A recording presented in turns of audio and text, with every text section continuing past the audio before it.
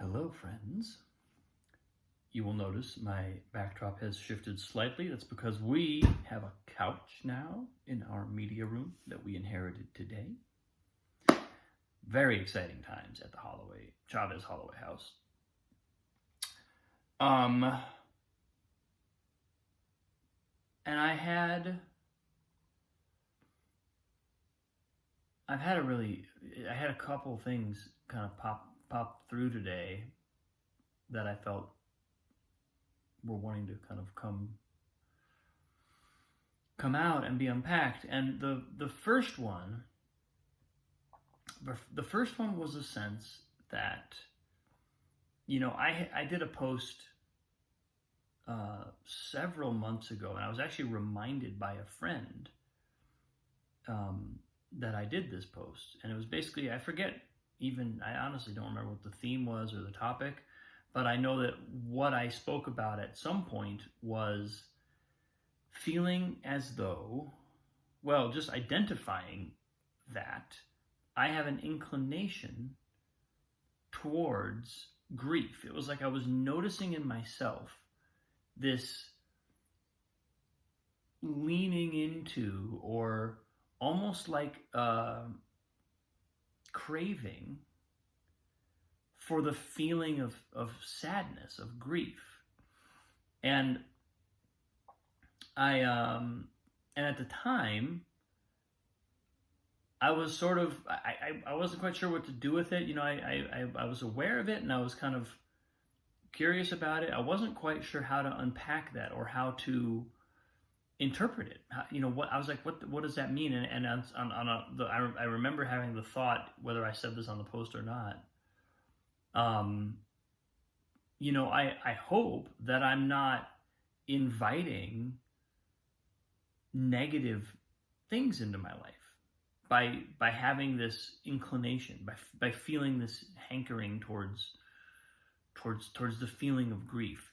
And I even at the time, I knew it's not sadness that I'm craving. I don't want to be sad, and I certainly don't want things to happen that will make me sad. It was never that blatant. And I could tell that really what was going on was I was craving the release. I was craving the feeling of letting go and being just allowing emotion to flow through me. That's what I was craving. That was actually what was going on. And that was something that I probably could have identified back then. I think I would have been able to articulate that, at least based on my memory of my understanding at the time. Again, but the reason that this is coming up for me now is because I had this conversation with my good friend and kind of someone I'm doing a lot of creative work with right now, and we got on this topic, and she reminded me of this video, and what I realized through the conversation, what basically came through for me, because we were revisiting this in some way that was relevant to whatever we were talking about. I realized, there's actually more going on there.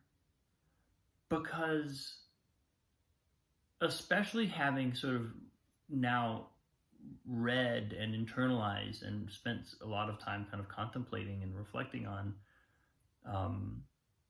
Chögyam Trungpa's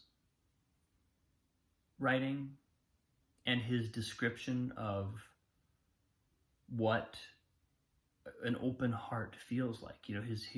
Where he basically says, an open heart is a broken heart.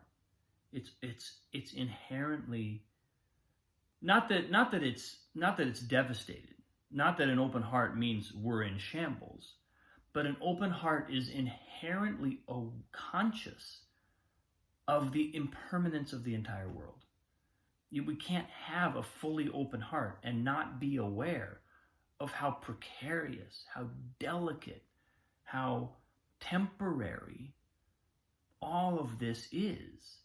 It's part of what being conscious of reality means, is to also understand how rare and how unique every moment is, and how it is all passing.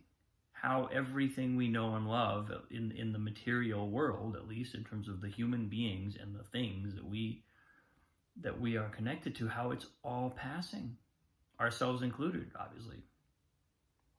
So that's how I interpret his statement of an open heart is a broken heart. It's to be genuinely open and to be genuinely present contains this inherent sadness. And because I've also, recently been given this incredible instruction by Madeline to reflect upon something sad before I meditate and before I practice, which I've been doing, and the effect is amazing. The effect is just it's a 2-second reframe for what am I about to do? What am I actually sitting down to do right now? It takes that egoic drive that for someone like me, I feel quite regularly, even in meditation, I've had throughout my life a sense of like meditating to achieve something, meditating to achieve enlightenment or whatever. And not or whatever, actually. Meditating to achieve enlightenment is what it is about. And so that notion of achieve, that feeling of the kind of goal that's being pursued, and that very similar at the piano, taking a moment to reflect on something sad, and it's like it recontextualizes the entire event, the entire practice, and it completely undermines that achievement mentality. It's like it dissolves it.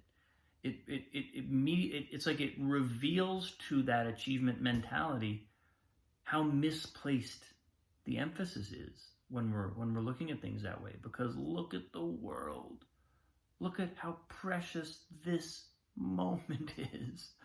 Look at how incredibly beautiful this moment of meditation is, or this note on the piano.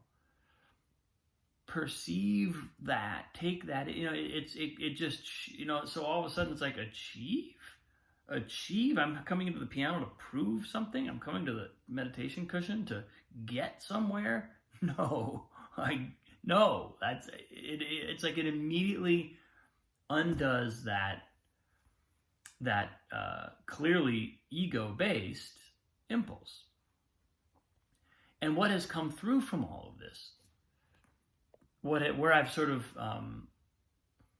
where I am landing, I think, in this whole by unpacking the question in this way, that I have not been craving sadness or grief or even emotional release.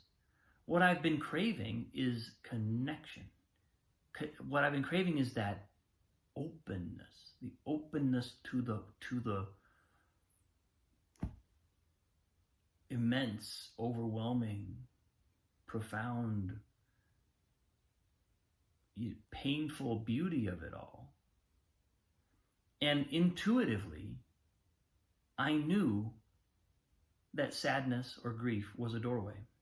Intuitively, I just knew that it was like I just had it was like a homing beacon, following a homing beacon or a heat-seeking missile that doesn't know what it's following, it just does it. But my intuition was leading me to the doorway, and then from my like kind of affirmation, affirmation-based like self-help perspective, I was going, grief? Why grief? Why am I after grief? Sadness? Why do I want to be sad? That's my thing, is like being sad. I want to be sad. Really? What am I manifesting by being sad? But my intuition was dead on target. And it was only my mind that was kind of, didn't know how to interpret that yet. And I think, what's happening now that's exciting is my mind is coming into alignment with that. I'm actually also psychologically and just intellectually, cognitively starting to see, oh, this is how this intuitive impulse lines up with my path. This is why it is not off course. This is why it is not a distraction. It is not something to be gotten through so that I can get on with manifesting the joy, happiness everywhere. It's a component, a deep and inevitable component, if you take Chögyam Trungpa's word for it, an inevitable component of being genuinely connected. And so, in some ways, I'm summarizing what I've been saying for the last couple of days, last week or so maybe, but I'm also connecting it to something that I've recently recalled about an earlier video post and just an earlier point in this process for myself. And that's really exciting to see. Oh, like that's I'm in a new place now because I've reframed something that I knew I was on track. Even at the time I knew I was on track, but I couldn't be as articulate or as clear about why I was on track and what on track meant.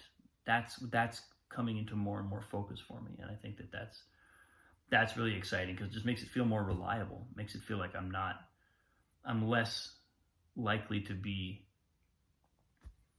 my mind is less likely to try and tug me off course, at least in this way. There may be many other ways that my mind tugs me off course, but this was one way. Things are starting to clarify, starting to gel. So that's what's coming through today, people.